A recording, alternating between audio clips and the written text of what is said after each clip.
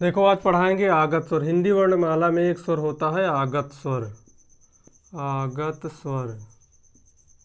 आगत स्वर किसे कहते हैं? आगत स्वर बड़ा आ को कहते हैं। इसमें एक हाशिया ऊपर लगी रहती है, ये होता है आगत स्वर। ठीक, इसको आगत वर्ग की श्रेणी में रखा जाता है। इसे आगत वर्णमाला की श्रेणी में रखा जाता है।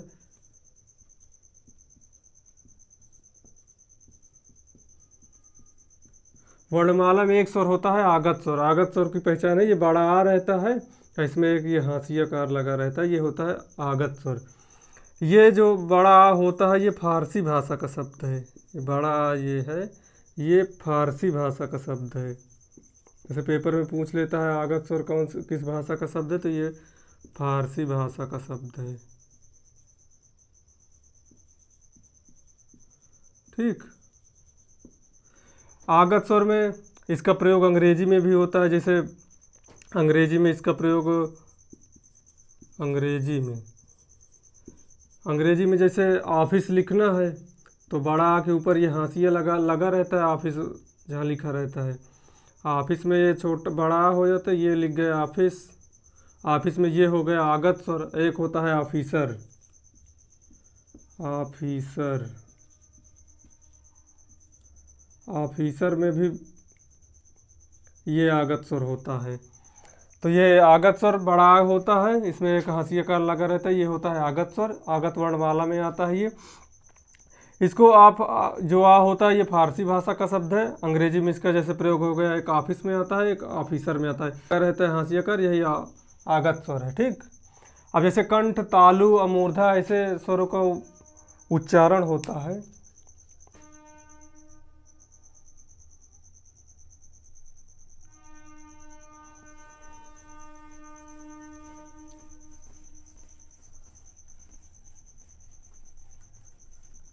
अब देखिए जैसे कंठ से बोला जा उच्चारण होता था स्वरों का, तालु से होता था, मूर्धा से होता था, तो उसी प्रकार जीभ से भी इसका उच्चारण होता है। तो जीभ के अब जैसे देखो जीभ से वर्णमाला का उच्चारण कहाँ से होता है? जैसे जीभ का अगला हिस्सा होता है, जीभ के अगले हिस्से को कहते हो अग्रभाग। अग्रभाग, अग्रभाग से छोटी, बड़ी, ए, आए, ये होता है जीभ के अगले भाग से इसका उच्चारण होता है। जैसे कंठ से बोला जाता था, तालु से बोला जाता था, तो उसी प्रकार जीभ से भी इसमें का उच्चारण होता है। ये हो गया अग्रभाग। जैसे ये जीभ हो गई, तो जीभ से आगे वाले हिस्से से ये बोले जाते हैं। एक बीच का हिस्सा होता है जिसे मध्य भाग कहते हैं, ये होता है पश्च। ठीक, अग्रभाग हो गया। मध्य भाग एक होता है जीभ में, तो मध्य भाग से छोटा आ बोला जाता है, इसका उच्चारण मध्य भाग से होता है। छोटी, बड़ी, ए और ए का उच्चारण होता है अग्रभाग से, जीभ के आगे वाले हिस्से से। अब मध्य भाग से अगर पूछता है तो मध्य भाग से छोटा आ निकलता है, और उसके बाद होता है पश्च, मतलब सबसे पीछे का भाग, पश्च भाग होता है। पश्च भाग में जैसे बड़ा आ गया, ओ आ गया, ऊ, बड़ा आ हो गया, ऊ हो गया, बड़ा ऊ हो गया, ओ और आओ, इनका उच्चारण जीभ के पश्च भाग से होता है। ठीक, ये 5 वर्ण होते हैं। 5 वर्ण का उच्चारण जीभ के पश्च भाग से होता है, 1 का होता है मध्य भाग से, 4 का होता है अग्रभाग से। ये होता है जीभ का उच्चारण स्थान। अग्रभाग से छोटी, बड़ी, ए और उच्चारण होता है, मध्य भाग से छोटा निकलता है, और पश्च भाग से बड़ा, ऊ, ओ, औ। ये 5 वर्ण होते हैं। पेपर में कभी कभी पूछते रहता है कि अग्रभाग से उच्चारण, फिर ऑप्शन में दे देता है, तो अग्रभाग से छोटी, बड़ी, ए और ए उच्चारण होता है, मध्य भाग से छोटा होता है, और पश्च भाग से बड़ा ऊ, बड़ा ऊ, ओ, औ। ये 5 वर्ण आते हैं पश्च भाग से, 1 वर्ण आता है मध्य भाग से, 4 वर्ण आता है अग्रभाग से। ठीक, अब ये हो गया जीभ के आधार पर उच्चारण। अब मुख के आधार पर उच्चारण, मतलब मुंह से, उसके देखो कहाँ कहाँ से मुख से कैसे उच्चारण होता है।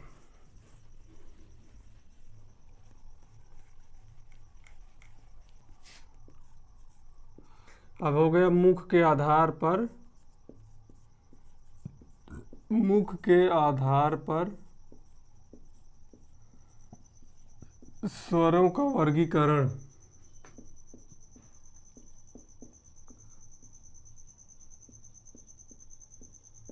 ठीक, वो पहले कंठ हो, तालव्य, मूर्धा, कंठोष्ठ, ये सब हो गया। फिर जीभ से हो गया।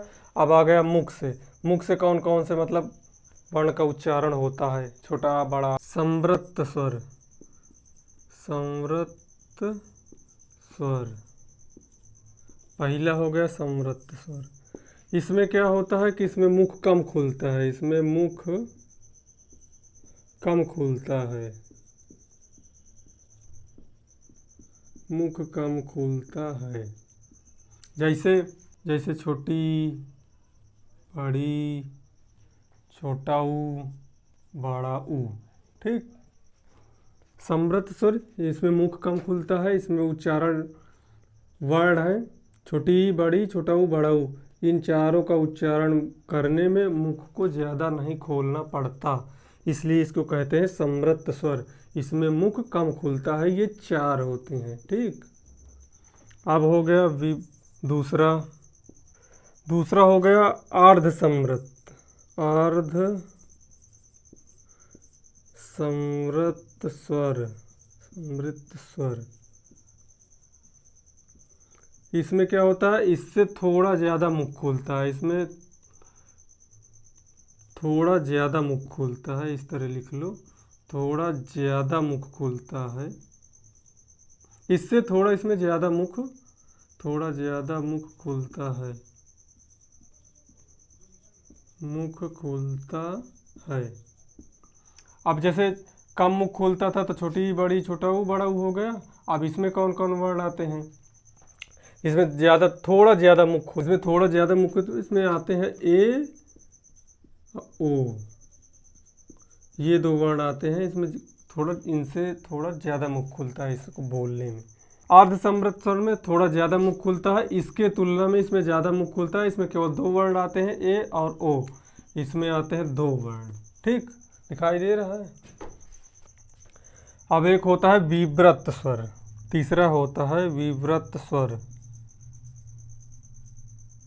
विव्रत स्वर। ठीक, इसमें सबसे ज़्यादा मुख खुलता है, सबसे ज़्यादा मुख खुलता है।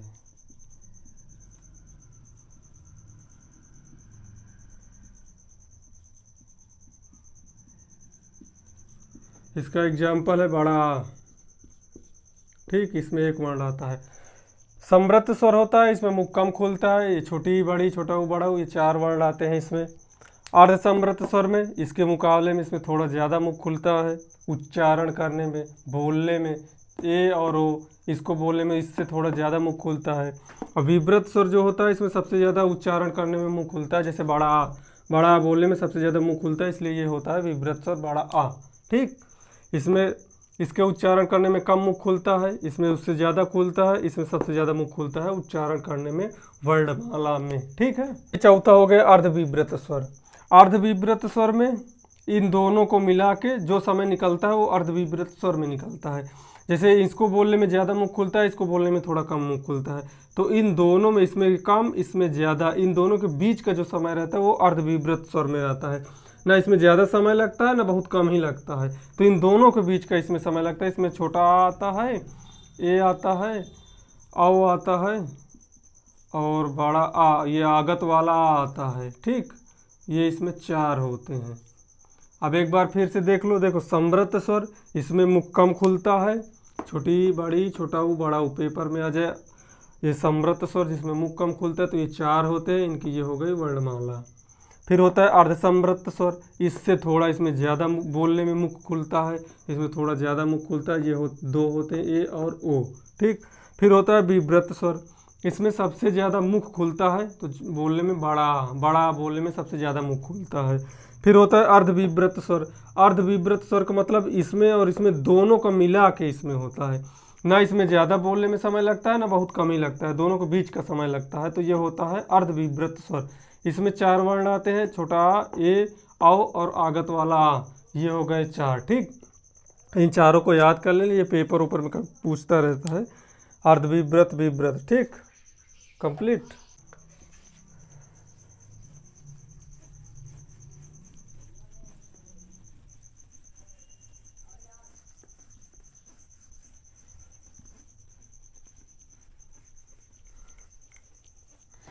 अब हो गए, अब जीव हो गए। अब ओठ के आधार पर वर्ग आप पढ़ाएंगे।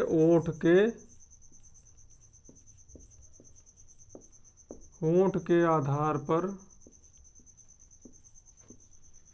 वर्णमाला, ठीक। अब ओठ के किस में कितना ज़्यादा खुलता है बोलने में, अब ये पढ़ो, ठीक। ओठ के आधार पर वर्णमाला। पहला होता है व्रतमुखी।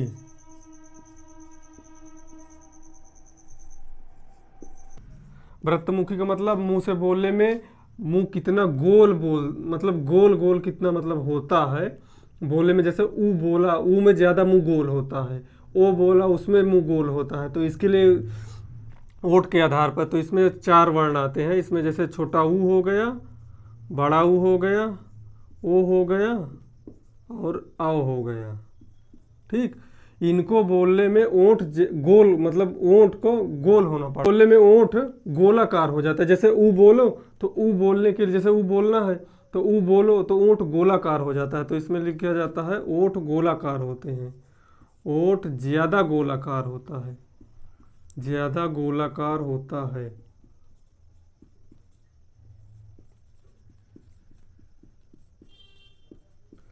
अब जैसे छोटा ऊ, बड़ा ऊ, ओ और आओ बोलो तो इसमें ओठ का मुंह ज़्यादा, मतलब ये जैसे लिप्स हो गए तो इनमें ज़्यादा मतलब मुंह गोल होना पड़ता है। मुंह का मतलब पूरा गोल, मुंह ऐसे गोला करके बोलो। जैसे ऊ बोलो तो ऊ में पूरा मतलब पूरा ओठ गोला हो जाता है। तो इसमें ओठ ज़्यादा गोलाकार होता है, ठीक। ये होता है व्रतमुखी। अब दूसरा इसमें होता है अव्रतमुखी। अव्रतमुखी, अव्रतमुखी, ठीक। मुखी या अर्धव्रत, इसमें एक और नाम होता है अर्धव्रत। अर्धव्रत, ये इसमें कितने वर्ण आते हैं? जैसे बड़ा हो गया, छोटा, बड़ा, छोटी ई, बड़ी ए और आए, ठीक। ये 4 वर्ण आते हैं।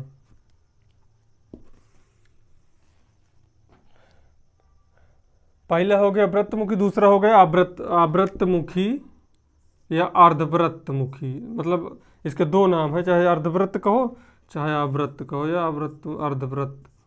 अब इसमें आते हैं, देखो छोटा आता है, बड़ा आता है, छोटी, बड़ी, ए और आए। अब इनको बोलने में ज़्यादा मुंह गोल नहीं होता है। इसको बोलने में ज़्यादा ओठ गोल होते हैं, इसको बोलने में ज़्यादा मुंह गोल नहीं होता, ज़्यादा ओठ गोल नहीं होते। ओठ लिखो चाहे होंठ लिखो, ज़्यादा ओष्ठ गोल नहीं होते,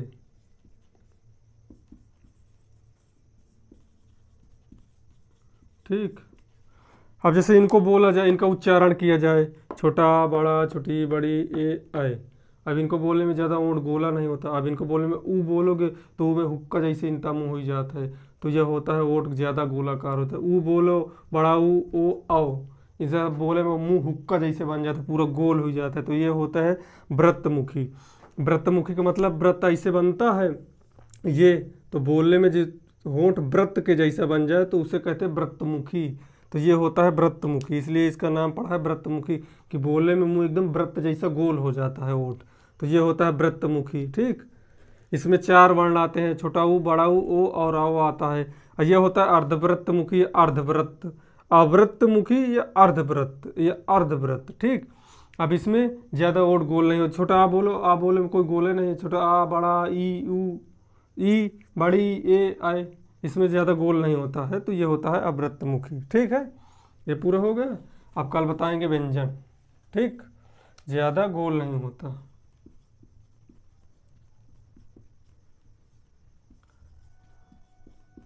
अब कल की क्लास में व्यंजन पढ़ाएंगे। स्वर खत्म हो गए। स्वर में जितने पार्ट होते हैं, जितने भाग में डिवाइड होता है, स्वर पूरा पढ़ा दिए हैं।